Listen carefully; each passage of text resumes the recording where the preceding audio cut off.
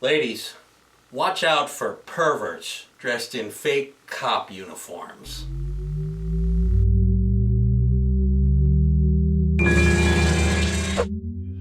Hello, I am Robert, your host. And I'm Joey, here to join Robert. And today we are covering the Poughkeepsie Tapes made in 2007. How'd you like it? Now, when I first saw this, I'm going to preface by telling everyone that I thought this mockumentary was a completely real documentary. So I was a little horrified by this for a couple of months until I actually found out it was freaking fake. But How do you feel about Santa Claus and the Easter Bunny? I was not taken in. It was never billed virally as a real thing, I don't think. But it had a very small release. It's a very small independent film. And it had a history of becoming available and then not available, like on DVD and stuff like that. It's hard to find. yes, I only found it on like Movies 1, 2, 3 if you are interested in seeing it. But the reason I thought it was real was because me and all my college roommates wanted to see it because we wanted to be horrified. And they all told me it was real. So I don't know if they were trying to pass it off as real. I don't think so. Maybe they were pulling your leg. Maybe. Yeah, they were for sure. So I would describe this film as Blair Witch meets low-budget Saw. Yeah, for the most part. After watching it the second time, I can agree with that statement. And she'd use the term mockumentary. But when you say mock, it's almost like it's a parody. This is not a parody. I think they try to realistically make a fake documentary. But so what's the summary? You know, what are they documenting here? So, a basic summary of this film would be they're covering a serial killer who has recorded him killing and torturing his victims over, 800 cassette films of 2,400. I think that's hours of footage. And they cover his main victim, Cheryl, who he had kidnapped and tortured for, I believe, the longest. And more than half of the tapes were actually on this woman. They really only showed, maybe 3 or 4 victims and then a couple near victims that didn't wind up becoming victims.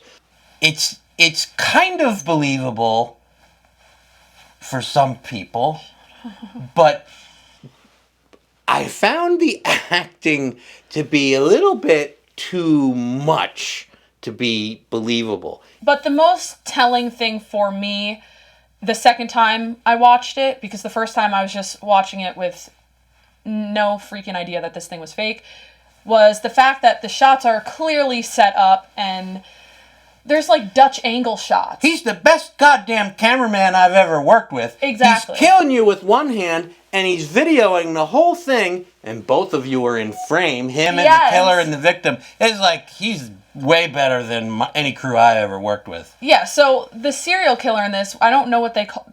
The Poughkeepsie Killer. Yeah, they call him a Water Street murderer, for a Water Street butcher for a while. The butcher. They didn't know it was one guy. They thought they might have had a couple different cases. Yeah, so this man, like Robert said, is capturing the most amazing footage of these slaughterings and this torture. Yeah, I would want him for my cinematographer. Yeah. I would explain. So this film, cheap, did I say cheap? Filmed in 15 days. And there is, just let you know, there's a little post-credits scene. There's a goof. The one goof that is prominent, if you know anything about the New York geography, is that there's an announcer and he says, and another body was found in Poughkeepsie on the west side of the Hudson. Well, I'm here to tell you, Poughkeepsie is only on the east side of the Hudson. It does not spill over onto the west side of the Hudson.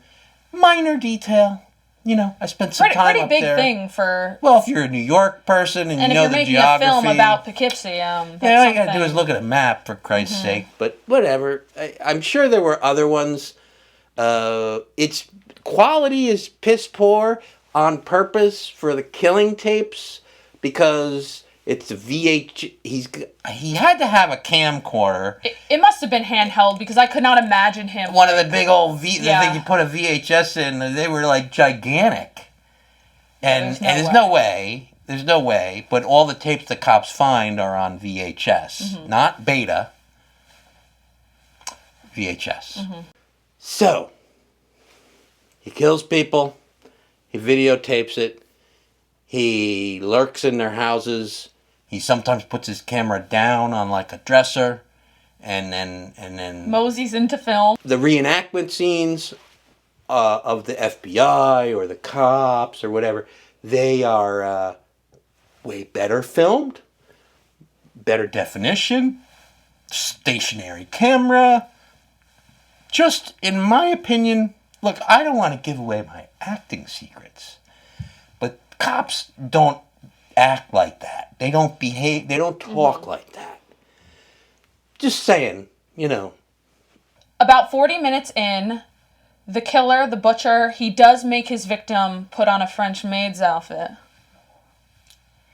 Everybody likes a French maid outfit. Yeah. Even psychos.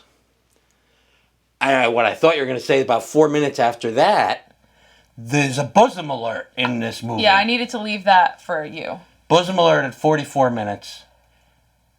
I mean, it's dead bosom, but it's still bosom. It still counts. Yeah. Lines from the movie. His genitals were removed and placed in the sock drawer of the master bedroom. Yeah, that's probably like every woman's dream, to have a man with detachable private parts. Maybe even interchangeable with others. I actually have some interchangeable. I don't want to know. You are the master. Please let me serve you. Yeah, could you whisper that right into here, please? Police are warning local prostitutes to stay inside. They could come over to my place. I think there are already some there. Let's give it a pumpkin rating. Yes. Now you know how this works. It's 5 is the best. So how many do you want to give this? Miss, I'll believe anything. Yeah. We'll go with 2. Yes, definitely 2. If you think it's real, probably 4. It's a good example of how to make a cheap movie that gets a lot of buzz. So, check it out. Check it out.